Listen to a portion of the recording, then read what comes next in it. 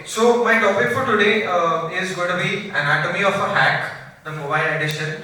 Yeah, this is more like a security kind of a talk, and usually security kind of talks involve a lot of theory. So I'll try to make this talk as less boring as possible, and since we are a little late on the schedule, I'll also try to wrap up early. So in about 30 to 40 minutes, we should be done with all of this. Yeah, I'll also take the opportunity to introduce myself. As I already said, I have started this community with Rajesh.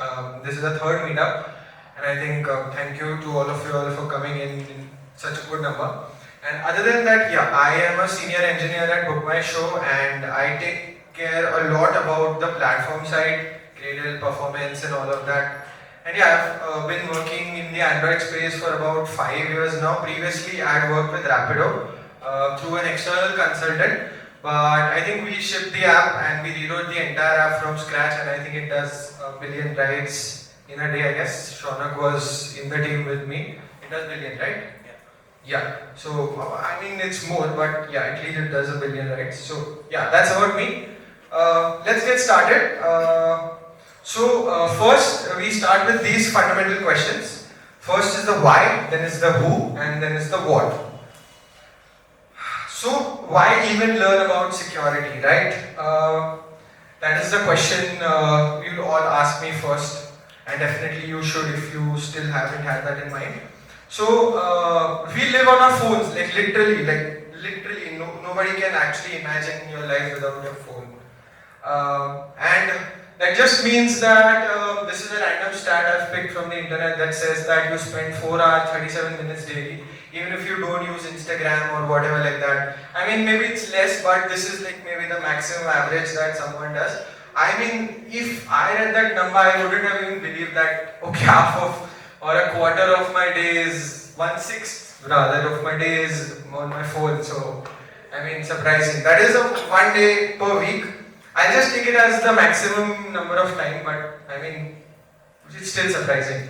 That just means that 6 days per month, and I've not gone ahead and calculated how many days in your life you're going to spend it. let's not make it that depressing. So I'm sure like all of you will have all of these apps. Not promoting Book My Show here, but I guess yeah, all of you all have all of these apps, and it's unimaginable right these days without all of these apps. So yeah, then as I said, we live on our phones, but then there comes an interesting question that even hackers love our phones, and they do it more than we do, and because they become the easiest to compromise, right? Like everyone uses that, and like you want to deploy something, hack someone, your phone is your easiest target. And there just has to be one loose end in all of this change, and you're literally finished. Like, imagine people having cyber frauds, and like there have been so many numerous cases about mobile app hacks and all of that. So today we're just mostly going to look at not as users but as developers what we can do to prevent all of that, or at least to write safer code, make it difficult for the hackers. And yeah, another interesting stat about us living on our phones is that about 22,000 crores was spent in 2024. 25 stats are not available right now. So that was like 200% raise in the number of losses to cyber fraud. This is in India, and this is compared to 2023. And in 25, at least about 7,000 complaints are launched every day in the first half. I believe this number will go up in the second. Yeah, this is my personal favorite series, Jamtara. Have you guys watched it? Anyone? Yeah, I mean, you should give it a watch. It's like a little like Hindi twist to what happens, but the script writing is awesome, and it will give you like a real world overview of how phishing scams and all of that happen. And generally, they originate from this place called Jamtara, and it's not very easily traceable. So you will just kind of actually discover the anatomy of how phishing calls and all of that happen. So yeah, just a shout out to that. Yeah, coming to the next question, the who. Obviously, the who are the faces behind the screen. So there is the category of all of these faces that are behind the screen. So there is a kind of people that are called script kiddies. As the name suggests, they are just kids. They kind of just want to show off their skills to the world, and they're just copycats. So whatever kind of scripts that they get on the internet, they're just going to execute it. Let's say I go to a GitHub, I pick up a tool that says, okay, I'm going to run a RAT or a remote administration tool on your phone and give you access to the camera. Script kiddie will pick that up and just run it and just say, okay, I'm a hacker. And mostly these guys are not behind any massive attack because they just want to show off. And because they use open source tools and scripts, they're very easy to trace back. And if it's a script kiddie behind an attack, our cyber teams are very, very capable of getting back to them and penalizing them. The other type of hackers are activists or organized criminals. So as their name suggests, they are some kind of activists that fuel their agenda using hacks, and they are also driven by a motive which can be either social or either political. Generally, it's very easy to brainwash people on both of those terms. So these are those people. And they are mostly professional, by-the-book kind of hackers. They've usually learned how to hack and undergone courses and all of that. And they usually operate by a by-the-book mechanism. Okay, I've learned it this way, I'm just going to do it this way. Nobody's going to think out of the box for these type of people. And as I said, these are like intermediate level folks. So yes, they can write their own scripts, they can write their own exploits, yes. But not like really would they usually do it. But yeah, they are capable of doing it. The last ones, I guess, are the most dangerous type of hackers that are not very easily available around, and these are the state-sponsored hackers. So this is not a single hacker, but this is like a group of hackers. So what happens is these people are sponsored by the state. By state, here I mean this could be the state government or any rich kind of organization that has a huge amount of money and is powered to bring down someone else. They can be funded by such governments or state in general terms. And generally when a cyber war happens, generally they are the ones behind it, and they are super rich. They own like labs and labs of computers, and they are super heavy computing power. So if you've ever heard of like denial of service attacks, generally these people are behind that. So yeah, I mean like even BMS during the Coldplay time, I mean this is out there in the public. BMS had suffered, I guess, for around 5 or 10 minutes of a DOS attack, and was 7, right? Yeah. So it was a 7 minutes of DOS attack. What happens in this DOS attack is your servers are kind of literally jammed with random requests from random anywhere. So that actually means denial of service, like your server won't serve it. And what we had to do is we had to go and manually block all of that. Kudos to our security team that actually did it like really quickly. So yeah, I mean this is information is out there in the public forum. I think Ashish, our founder, said that in one of the podcasts. So yeah, I mean it's out there. Yeah, the what now? The third question. So one thing that comes to the mind is what could be the modus operandi of the hackers. Basically, in simple terms, what would be their operating principles, or what do they already know of, or what can we know of as mobile application developers, so that we or our users don't suffer the fate. So first one is OWASP. So you must be thinking, okay, another cool acronym, like they're super cool around these days, ERB, whatever. I mean, yeah, this is just one of the acronyms, and this is the sign, this is a WASP. I don't know why they named it that way, but yeah, it stands for Open Worldwide Application Security Project.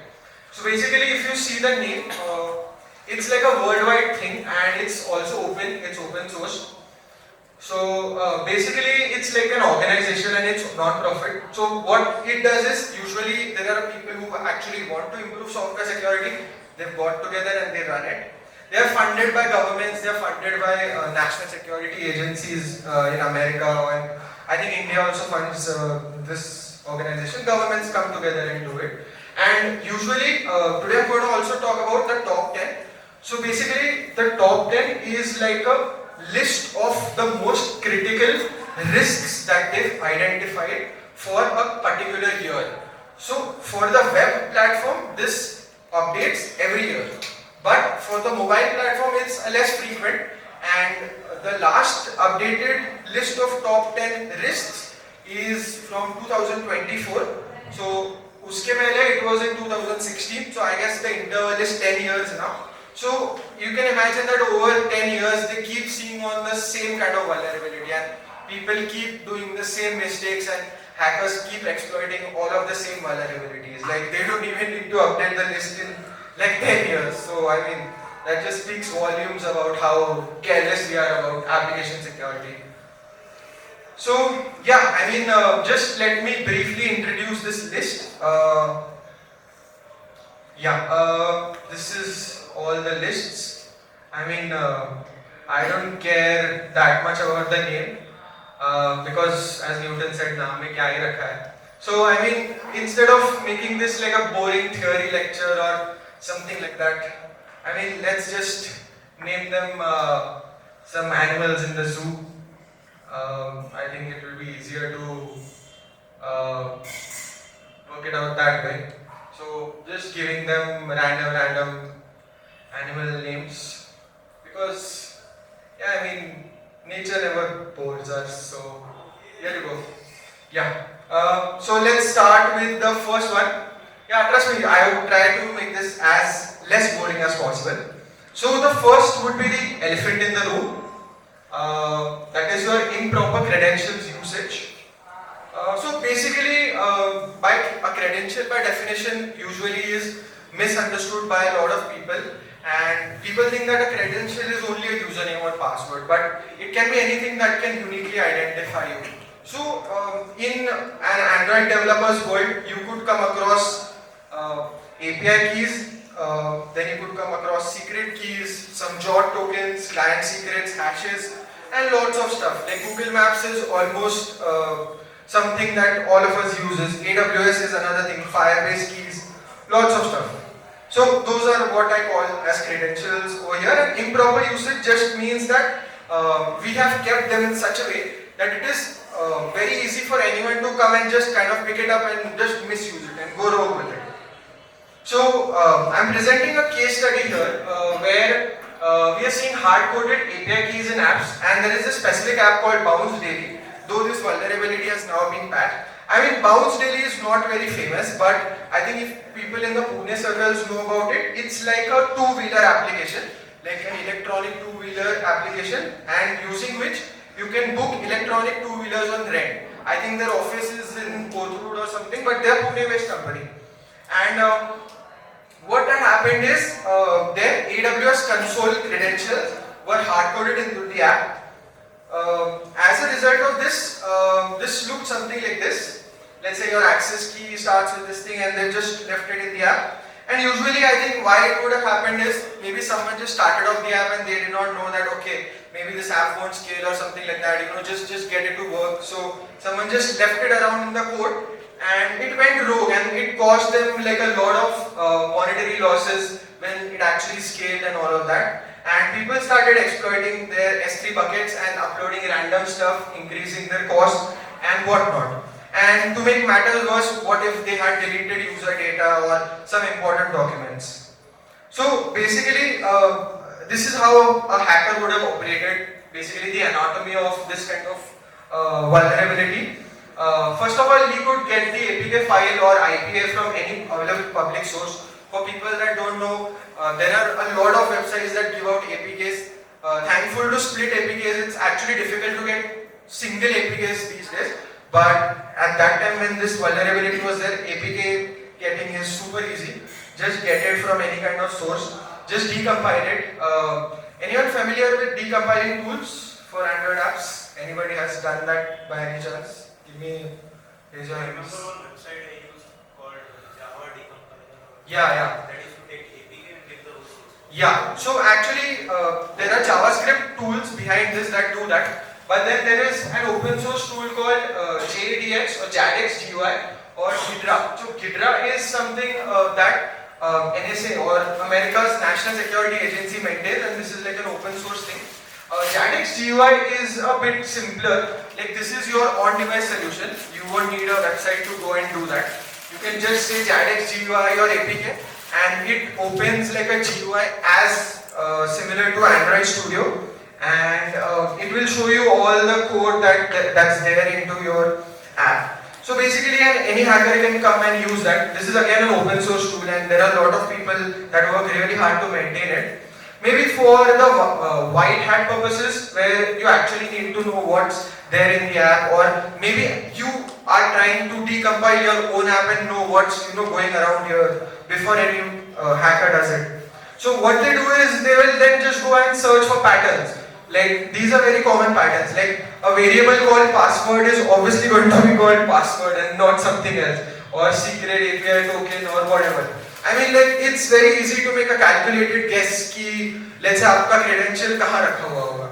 So generally, and this is also a known thing in the hacker space, that usually Amazon के credentials start with AKI है, and all of the Amazon credentials usually start with all of that. So if I just do a random reject search in all of your code, and if I find that, then I mean it's a big thing for you. So yeah, coming to how to prevent it. I mean, you already know of all of this. If not, then please hear it again. You should never hard code anything in your app, even if it's just for convenience. If your code by mistake happens like this, and if you're lazy or it just gives the code reviews, then obviously you have incurred a big monetary loss for the company. For the senior engineers, please keep an eye out on all of the hard-coded credentials in your application's code base and PR reviews, and if you find something like that, please get out of it immediately. Also, try to use the platform secure storage wherever possible. There is a new encrypted shared preferences library that is Android X. I think previously everyone used shared preferences straight up, and I think it's now available, but people still haven't moved to it. I guess people just rely on shared preferences. So shared preference is so vulnerable that a rooted phone can just get access to your current shared preferences and just play with it. Let's say if I log in the user and I keep all the data related to the session in shared preferences, I as a hacker can just root my phone, take your app, just modify the shared preferences, copy anyone else's token, and probably your app will work as if it signed in with some other user's data. If there have been cases where shared preferences has been manipulated that way as well. So don't just leave your shared preferences in plain text. And if you're an iOS guy, keychain is like a really good thing, and it syncs across like all the Apple platforms. So that's another thing. And passwords are like really good thing these days Apple that is doing. And also try to use temporary tokens and provide finite access. Just don't give unlimited access to anyone anywhere. This is mostly from a backend perspective. If you're logging the user, don't use infinite validity JOT tokens or on those terms. And the best practice is always to make your backend the broker and ask it to manage all the keys. Let's say if you want to manage access, just create an API for it and just ask your backend to manage it, and don't do it yourself. Maybe ask your backend for some kind of validity token, and just verify that it's you that's getting the token, and then after that just do whatever operation that you want to do, and your backend will just kind of revoke that token once a finite timeline goes away. So next up is the next animal, that is the tiger in the room. This is for inadequate supply chain security.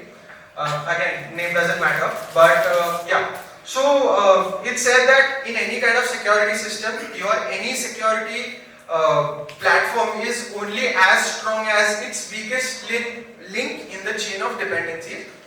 So your app happens to be part of the same platform, and humans are always going to be the weakest part of any kind of security because they're the easiest to manipulate. You can always teach machines to do something, but humans don't learn, and they can always be manipulated emotionally or whatever way. So they are always going to be the weakest link in your chain of dependencies. And just because a library is super famous or has stars, it doesn't mean it's secure. You just need to do a thorough checking of that before actually integrating it. The next case study I'm going to present will actually surprise you. And in an ideal scenario, what happens is your code should actually be free from all third-party dependencies. But again, that's an ideal scenario, and to actually build anything, you need a good amount of time. And we cannot reinvent the wheel always. So we will always depend on third-party dependencies. But wherever possible, just try to avoid third-party dependency and just try to check all the code that you write. In the AI age, it's also very important to verify whatever AI write for you and not blindly just copy paste it. Super important for senior engineers as well. So yeah, presenting the case study, that is this vulnerability was found in Google Play Course library, and this is called a path traversal vulnerability. So Google Play Core is super popular, and since all of you might have used it, and it's possible that you don't even know that you use it, but almost all the apps use it for some kind of stuff, like maybe download a split APK, like for example Paytm, if you open some kind of feature, it downloads a new APK or a new feature module on the go. There are many apps that do it. It's powered through this Play Core library. Provide in-app reviews, let's say you're asking your user to kind of provide a review to your service, you can do that with Play Core again. Lots of services possible related to Google Play services. So this is actually now deprecated in terms of multiple feature specific libraries, and I mean there are separate libraries for each of these use cases like in-app reviews, rating and all of that. But I mean, like, let's just for the sake of doing it, I just want to say that libraries even as famous as these can actually have vulnerabilities. So what exactly is this path traversal vulnerability that is a part of this inadequate supply chain security? So as I said, supply chain means that maybe you don't make the fault, but someone in your supply chain does. So this could have been the weakest link in your app, and it's from Google, like what even? So you all know that by default we can access only a certain parts of the app, Android system or inside your app, right? Your app needs to get the read external storage permission, which was again deprecated, but yeah, it's even stricter now, I guess, following Oreo, where you have scope storage and all of that. Android 10, 11, something like that, not Oreo. But yeah, you know the basic structure of paths as well. They're just separated by slash. So something like this could be the path of your download folder. Let's say you initiate something on the internet to download it, and it's actually on this path. So if I type dot dot slash, I mean all of you are familiar from Linux background, it just means that you go up one level, and due to this vulnerability, this library allowed it access some parts of the Android system, and using this dot dot slash, someone could actually go up one level and just keep going up to the root directory. So what happens is your app literally now has access to the root directory, and it can do like really harmful stuff. So then what happens if a hacker operates using this vulnerability? So let's say there is a user that happens to have this victim app that uses this Play Core library, and then they install this little tiny malicious app called battery status. You should be very careful about all of these apps that check battery statuses. They are usually viruses. Nobody just ships an app to check the battery status on the Play Store. I hope it doesn't happen anymore, but like there are people that just just download this. I mean, like just make people download anything, they do it. But yeah, for the sake, if someone does it, and what happens is, so this app called battery status, it doesn't check the battery definitely, but what it does is it downloads some malicious script and it saves it to the victim's root directory just by using this path traversal vulnerability, where it can actually go to anywhere in the system. And the next time what happens is, when you open the app, your app will definitely sing happy birthday to you as the script wants. So yeah, I mean that's pretty much how a hacker would operate in that kind of vulnerability. So yes, how would you prevent that again? So generally there are a lot of automated tools that keep checking your project's dependencies, and they scan public databases for all of these known vulnerabilities. A known GitHub repository or a bot that keeps checking it is Dependabot.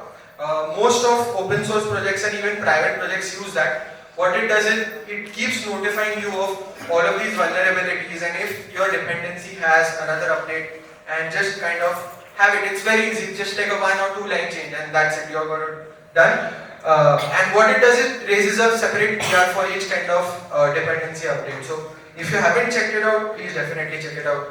Then there is a tool called MobSF, which is like a pen tester's best friend. It is like a framework that actually gives you like a all-in-one kind of tool. It just checks all the vulnerabilities to the extent of actually fixing it as well. Like if it's just a one-line string change or something like that, MobSF is going to fix it. And you also need to avoid using libraries for trivial tasks. Let's say I need to create like a section recycler view or something like that. Why would you go and add a library? Easiest way out for you if you are a junior engineer or someone that doesn't know all of the logic, just go read inside what that library is doing and write your own implementation. That will be your good practice and get your code reviewed by your senior peers. Why even have a library for something like that? So keep avoiding libraries for simple tasks. Yeah, as I said, just get it verified by your security team or senior peers in your team.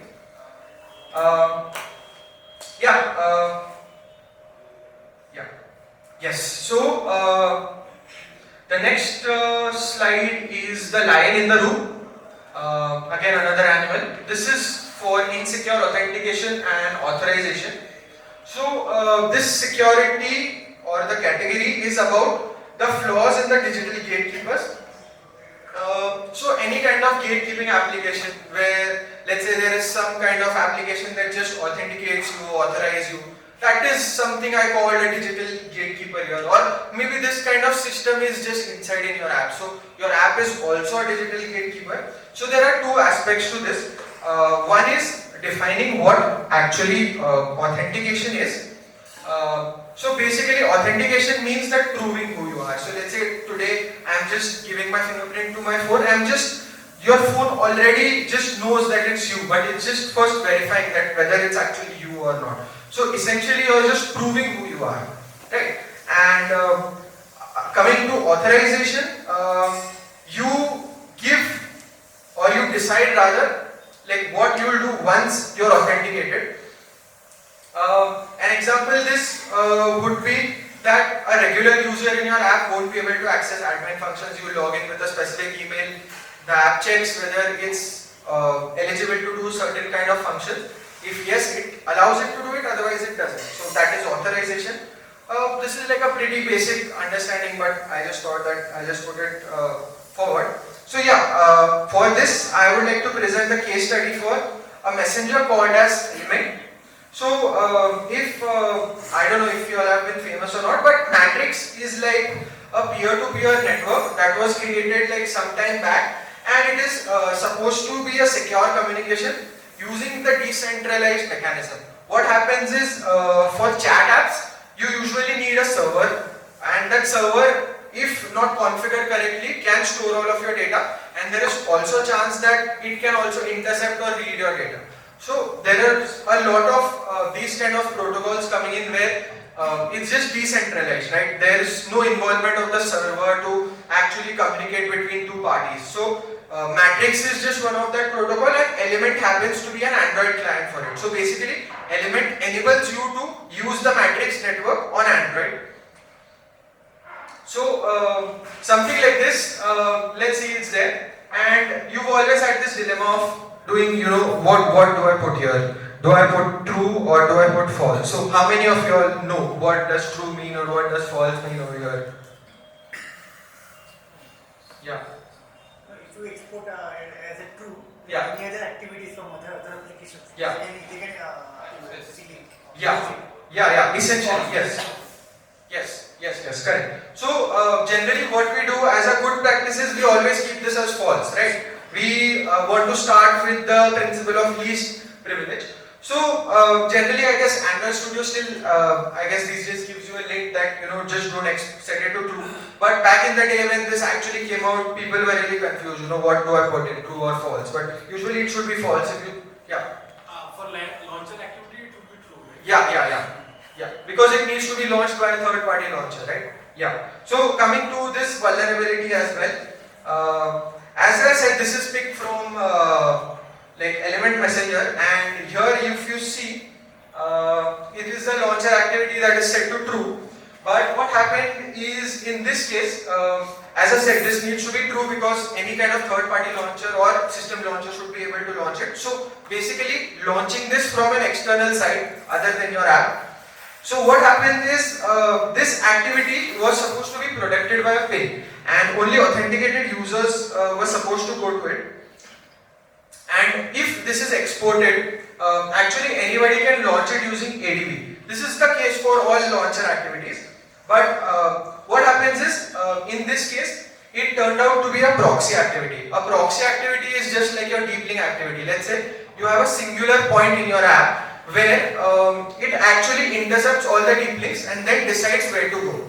So what happened in this case was something called as an intent redirection vulnerability. So this activity would just actually accept any kind of intent and just launch it. So let's say you could launch anything in the app. If you could just decompile the app and know where you're going to go. So let's say if there is some section, as I said, if it's supposed to be protected by a PIN, and this activity, which was the proxy activity, which was exported as true, if it was launched with ADB and it was given some kind of intent that go ahead and launch this screen, it would just launch it. So I think there were two things to it. Launcher activities can be exported, no problem. But there was another activity that was exported as true, and it used to accept intents randomly. There was no check on the intent, and malicious users could come and launch anything in the app. So basically two things happened here. One was intent redirection, and it was insecure authentication and authorization as well. So coming to the question again, how do you prevent it?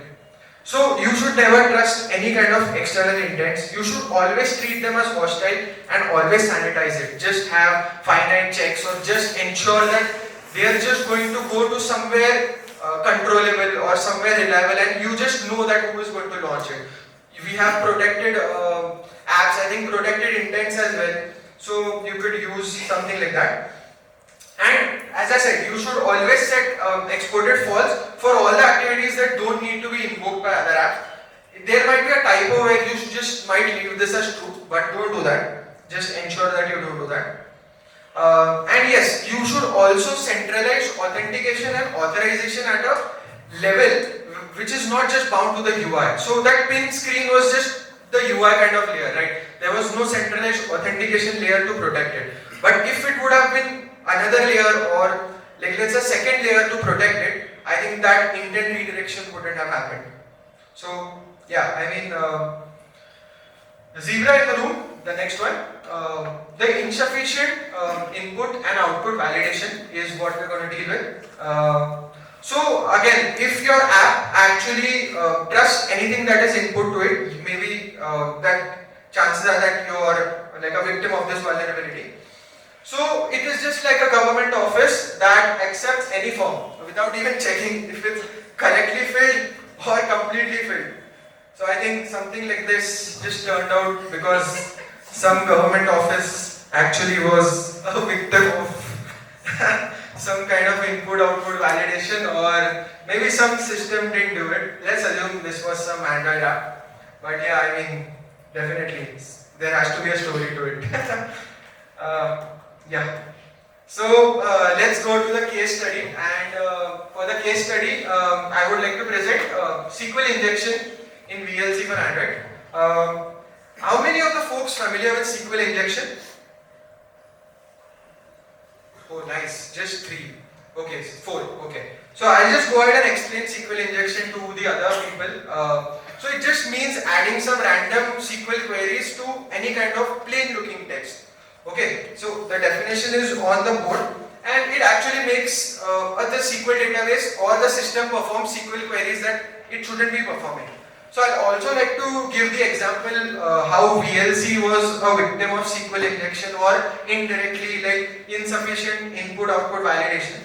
So basically VLC has a library, VLC has a feature where it can scan your entire kind of storage for subtitles, for video files, it all accumulates that and it puts it in the app. This is true for all kind of video players, but VLC is a special case because it was suffering with SQL injection because it did not sanitize it. So sanitize here is a technical term where it was reading anything and doing anything based on some kind of code.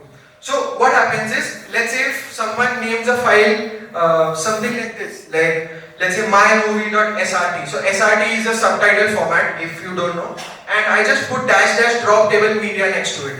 And if the database executes this query somewhere where it's actually, let's say the developers configured it to read all the data and just put it on the database and just don't care about the query. And if this query kind of runs, the database actually executes this without even thinking about it. And imagine if while actually reading the media in your app, your SQL just starts deleting media.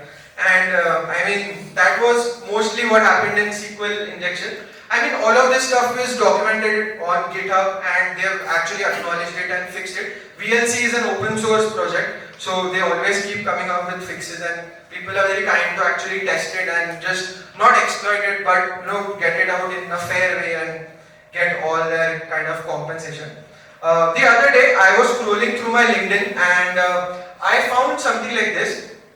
There was someone, a product designer, I guess, who suggested that maybe PhonePe could come up with something like this. Like I just go and kind of just type out some kind of query inside the text box, and PhonePe would just magically compute whatever is there and just decide the amount. I mean, this is so helpful for scenarios where we want to split and we just don't want to open a calculator and do it. But this is exactly where something like let's say someone types out some JavaScript and this is going somewhere to the backend, and people just accept this without even checking what's inside there, and this blows off something. So this is like a classic place where SQL injection can be performed. This is mostly executed on backends, but this can happen to your apps as well, since your apps usually use the SQLite database via Room or something like that. I think Room generally sanitizes the queries, so this is not very relevant right now, but there are some people that still use the old SQL statements and all of that. So if you are, I guess for SQL, correct me if I'm wrong, Shreyas, there was a parse statement or something like that, right, for SQL? जहाँ से अपन we used to query and all of that, it creates a query into a structured or type, I guess type safety based format where it used to do it. So I guess you can use that as well. I guess it's called parsed values or something like that. It is a function provided by the Android SQLite wrapper. I think you can use that as well. Yeah, so how do you prevent something like this from happening? So you should never trust anything which I already said, that don't just trust your inputs in your app blindly. And if it also means anything that is coming to your edit text, just don't trust it. And first of all, just like make sure that if you just want numbers, just allow the keyboard to type 0 to 9 only. And there's a very easy way to restrict it, just type IME options or something like that. It's very easy to do it. But just remember that maybe you are a victim of all of this. So just be careful when you're doing this. And if a web view in your app is supposed to display only HTML, we have a method called set JavaScript enable. Usually what we do is we set it to false.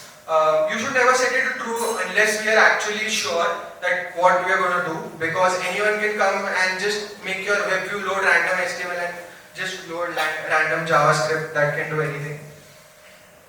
And yeah, always sanitize your inputs for SQL injection, that is drop all of this vulnerable stuff, script tags or drop queries, or just remove all kind of SQL tags and only accept alphanumeric stuff. Yeah, the next one is the horse in the room, that is your insecure communication. So this is again not something where your app is directly affected, but maybe the network that your app is using to communicate is not very reliable.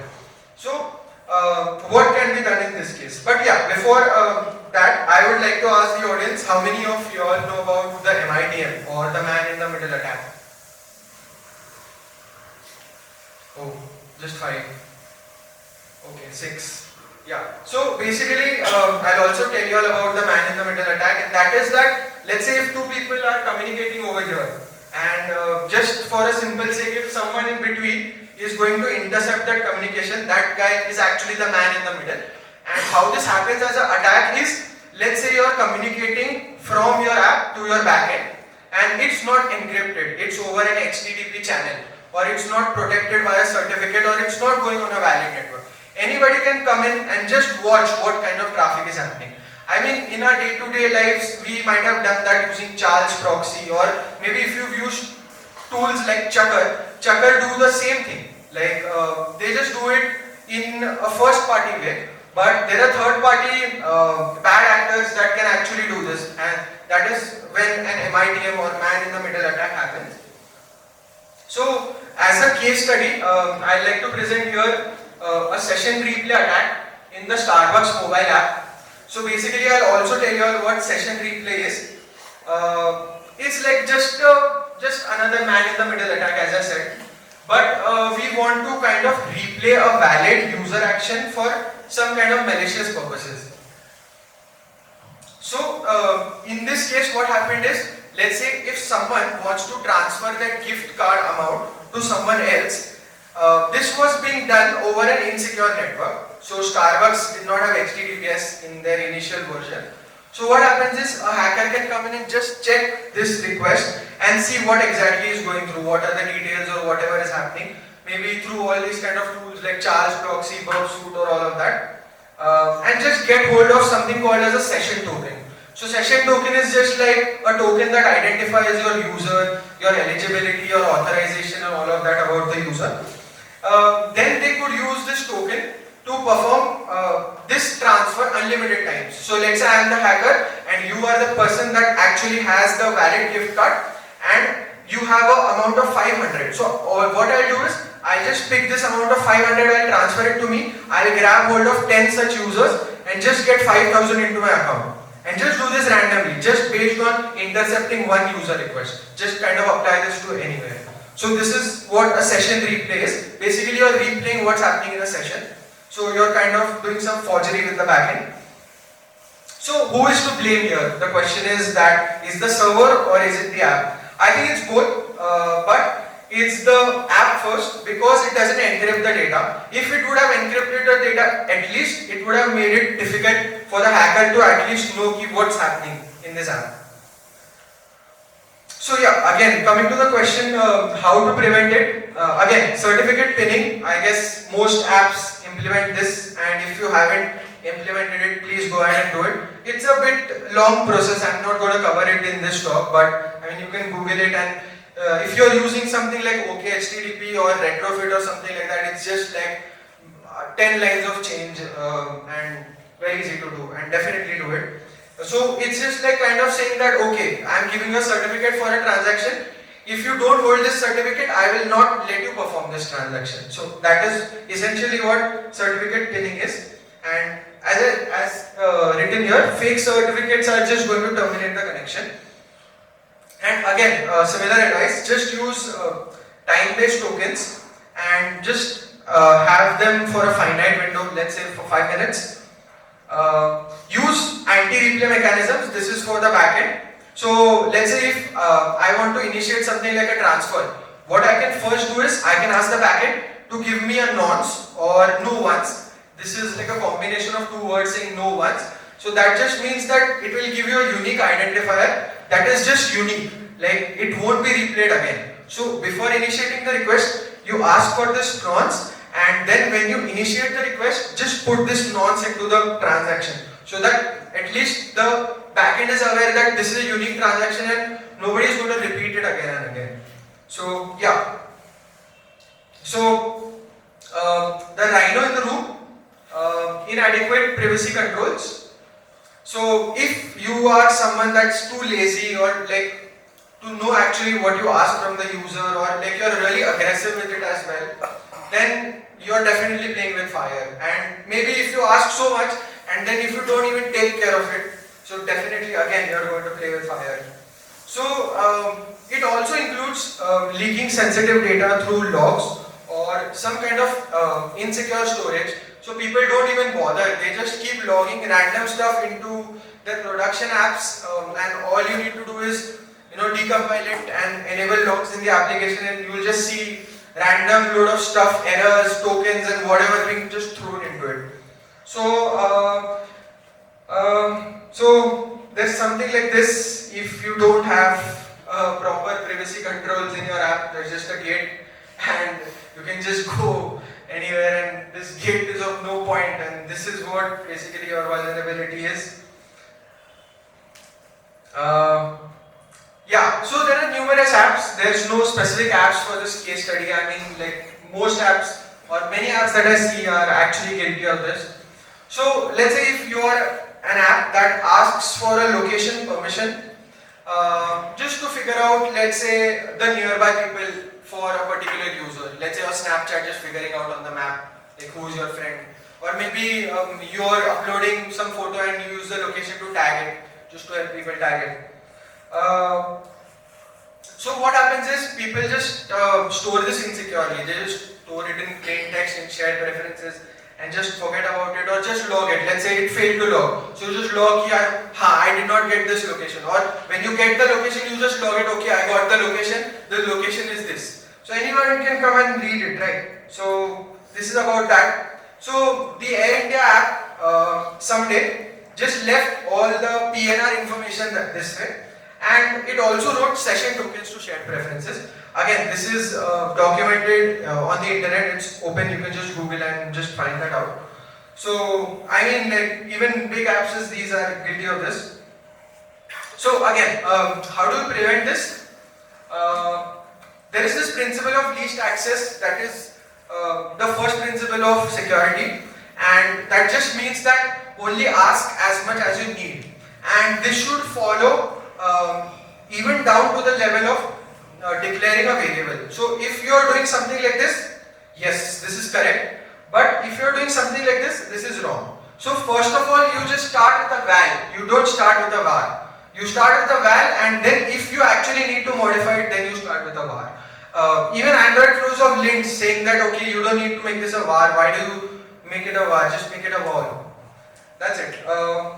I mean, all PII, if you are in a security background, you would have heard about this term PII a lot, or analytics or something like that. It just means personally identifiable information. It should be encrypted, or if it's required for a long amount of time, or just store it for a finite amount of time and just clear it on logout or other times as necessary.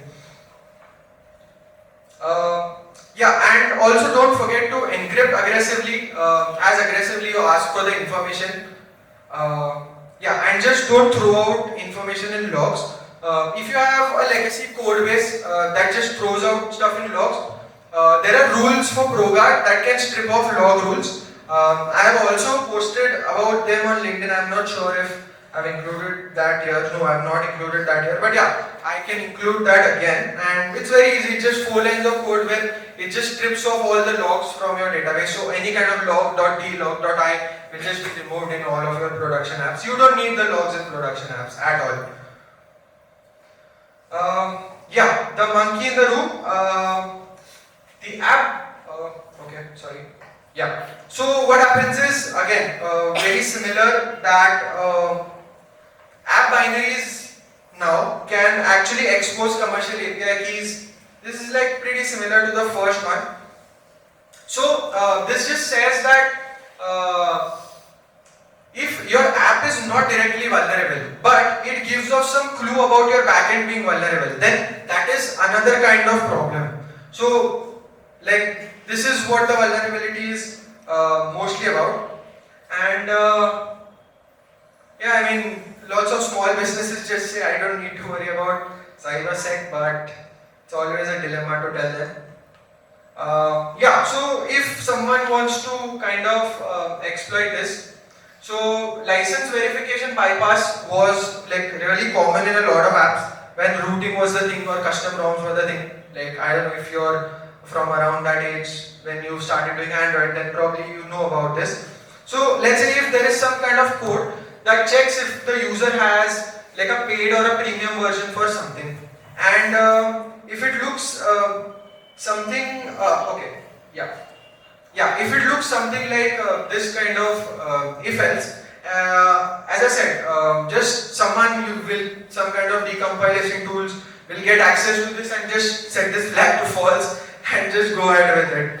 And there was a tool called Lucky Patcher. I am not sure if that works anymore or something like that, but this was like 2-3 years back. So Lucky Patcher had like a list of all apps that had all of this kind of checks, and it created all of that into an automation. So all you had to select the app, and Lucky Patcher would apply the patch for you. So it was like a patcher. I think right now there is something called as a revanced community which works on patching YouTube. Like people are super annoyed with the YouTube ads. So I think revanced works on a very similar mechanism. It just finds out what kind of code has all of this if else, just tries to get rid of it. I mean, obviously the mechanisms have evolved, but the principles remain the same. If you haven't checked revanced, go ahead and check it out. They're doing a good job. Yeah, how many of you all know this? Yeah, so let's say if Candy Crush, if I'm using Lucky Patcher, I can just level up using Lucky Patcher if it's just stored as a string. And if it doesn't have any kind of server-side validation to it, let's say some level logic is right into your app, so the Lucky Patcher will just kind of just increment that number. I mean, Candy Crush was susceptible to Lucky Patcher. I'm not sure if it is anymore, but yeah, it was. So yeah, again, how to prevent it? So you shouldn't store any kind of license checking code locally on your device. Use your backend always to give you the correct and the most up-to-date or relevant license status. Don't do all of this if and else at all. Just use tokens and all of that. Lots of mechanisms available. OAuth, JOT, whatever. Yes, and always obfuscate your code. I mean, this is the best practice that even Google recommends. Like, just use ProGuard. Just randomly, just make the hacker's life difficult. Like, why do you want them to be so easy? Like, just, you know.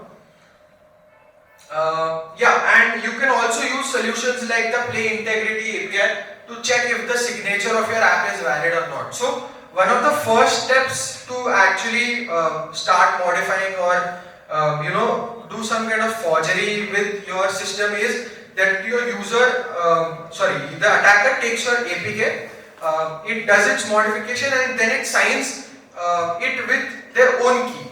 So when your app has some kind of integrity checks to it, it will not allow it to be installed or the functionality internally to be work if this kind of signature mismatch happens.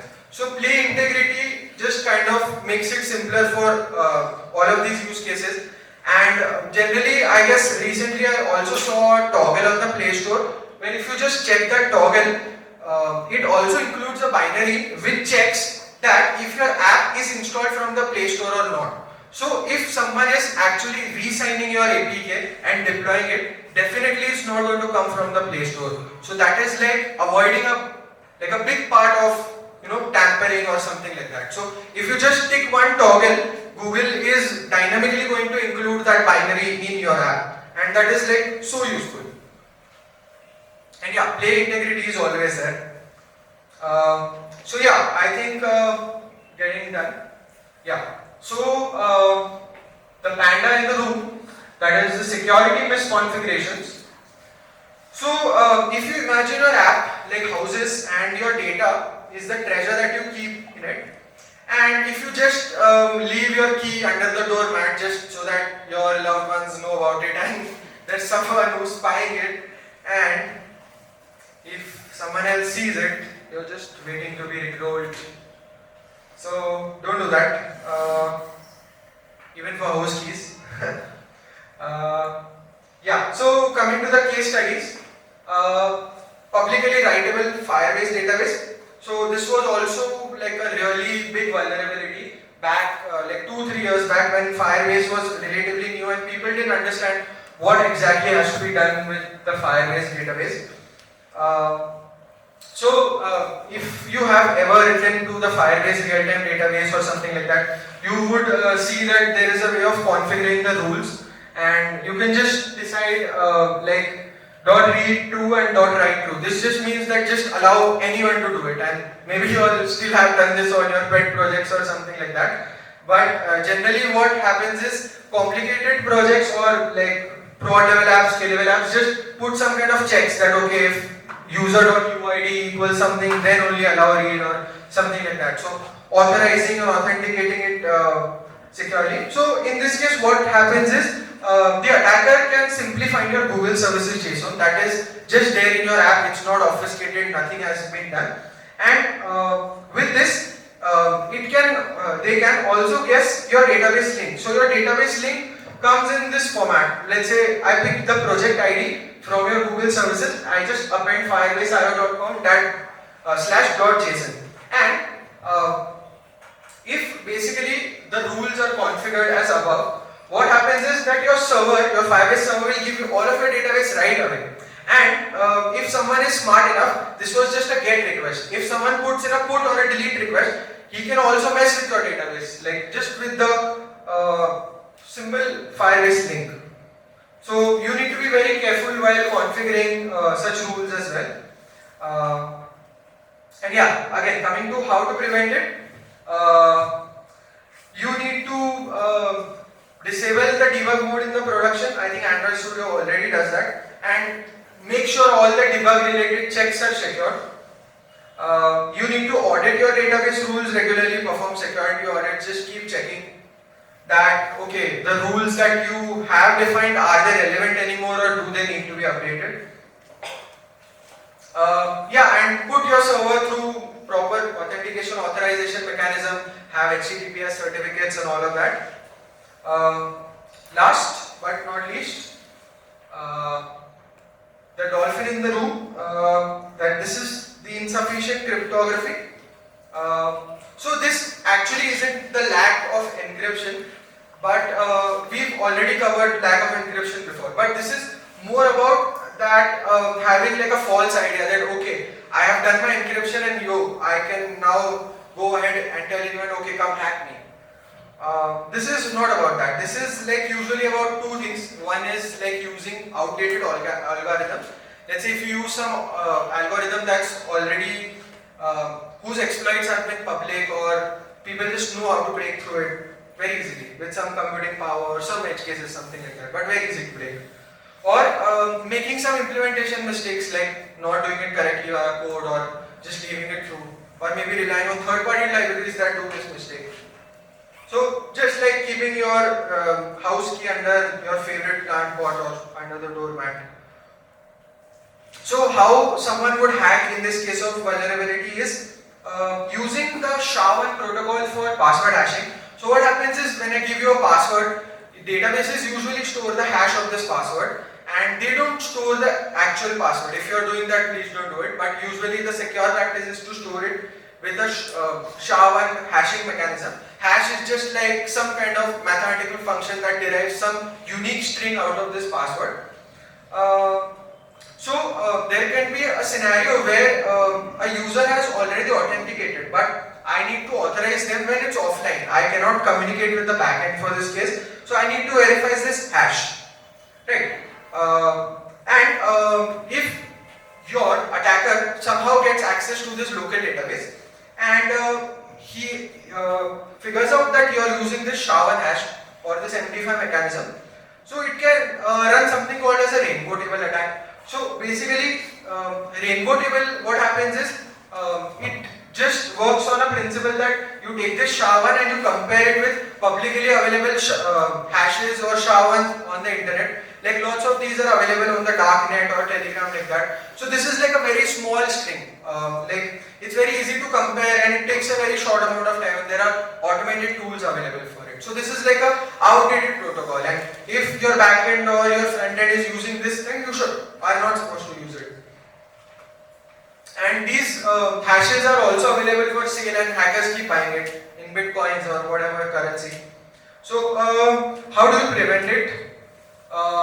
You need to use modern solutions like PBK2F. So PBK2F is just like your SHA-1, but it's like SHA-1 multiple times and it also uses SHA-256. So what happens is it generates 256 bits of hashes, which is a little bit difficult and needs more computing power to actually figure out.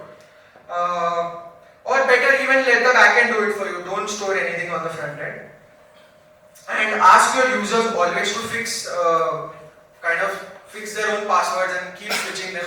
I mean, if you use Chrome, Google keeps on telling you, these passwords were found in a breach, just keep switching randomly. And this keeps happening, like these systems keep evolving. So keep rotating your passwords. And yeah, again, basic solution baseline is use obfuscation, encryption aggressively wherever possible. So yeah, in all, human errors keep happening in the system, as I said, because humans are the most compromisable asset of any kind of system, the weakest link. As developers, what we can do is we can conduct regular audits. If you have a security team, keep talking to them, keep knowing about what's latest that available in security that you must take care of, what's the best practice and all of that. And do not trust anything blindly from other apps, just randomly clicking links or just spread this awareness around as much as possible. And even if that means that you have to become the government and before each call that you make and you have to ask Amitabh Bachchan himself to give some kind of awareness. And I mean, just saw this meme where people got so happy.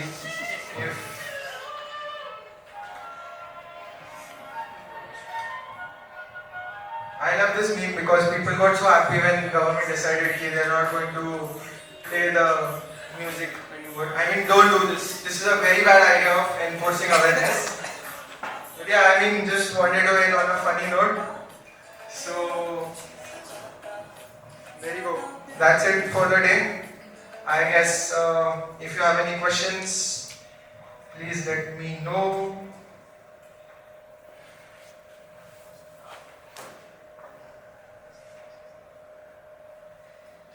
That's it for the day. Yes. How to safeguard our app from reader-based injections like we can run some random JavaScript queries in like Flutter apps. If I decompile it and I have seen hackers doing that. Yeah. It's available in YouTube as well.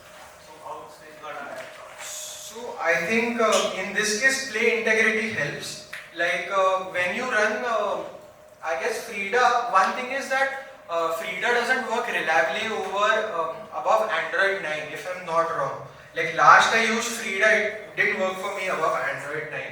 But yeah, what I had read, like I'm not the best person for the security advice, but what I had read is play integrity covers this check, like it prevents doing it. Matlab Frida actually kind of runs some server by injecting some server into your Android system, right? So play integrity kind of avoids those kind of checks or does some kind of fraudulent activity. Like if I give you an example, as I said, there is this project called Revanced. It runs something very similar to Frida, मतलब जो code injection अपन करते हैं, ठीक है? So what they do is using play integrity, if they determine that some kind of code is happening, so what happens is if let's say I'm trying to play the next track in YouTube. So what happens is they've written custom code where instead of playing the next track, they'll play 4 times the next track. मतलब वो 4 बार वो next track को click करेंगे. मतलब they've literally added code in all of that. मतलब play integrity helps you detect. So you have to frustrate the users. Basically, YouTube has worked that way. They frustrate the users that use all of this hacky kind of stuff. मतलब at least play integrity kind of helps you detect that. Is what I'm saying. Yeah. Any more questions? Yeah, sure, please. Once I was also working on the security thing, Yeah. I decompiled Rapido. Okay. And I was able to retrieve the API keys for Google Maps. Okay. So what I got to understand that if any API key is required on the manifest, if we are required to put it on manifest, we cannot directly obfuscate it or do some alteration. So how to secure those keys apart from server I use something currently called as Google Maps का setup plugin है ना एक. I think you also use that for one of your repositories. Yes. Google Maps actually asks for applications SHA1 or SHA256 In the manifesto, na? in instigate like wherever we generate API key. हाँ, That becomes server level. Like Yeah, SHA yeah. you have to compare like similar to plain DND but server level से. हाँ. But कुछ API keys होती है जो वो checks avoid कर देती है. Apart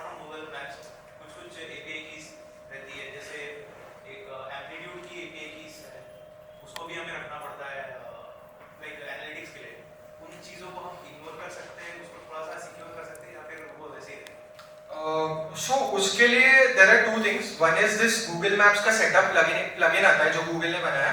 ये लोग क्या करते हैं? They use NDK और C++ level stuff to actually let's say have you seen your local.properties file? So there are a lot of properties file. These are key value pairs. तो अगर आप उसमें रख रहे हो and you're using these plugins, what they do is these plugins will bundle those keys on the runtime. मतलब they will not expose them as strings. मतलब when you decompile that, it's not very visible. मतलब generally you discovered all of that just with that string search, right? So it won't be easy for a string search to do it. Basically, this is how all those plugins work. या फिर आप manifest में variables भी use कर सकते हो.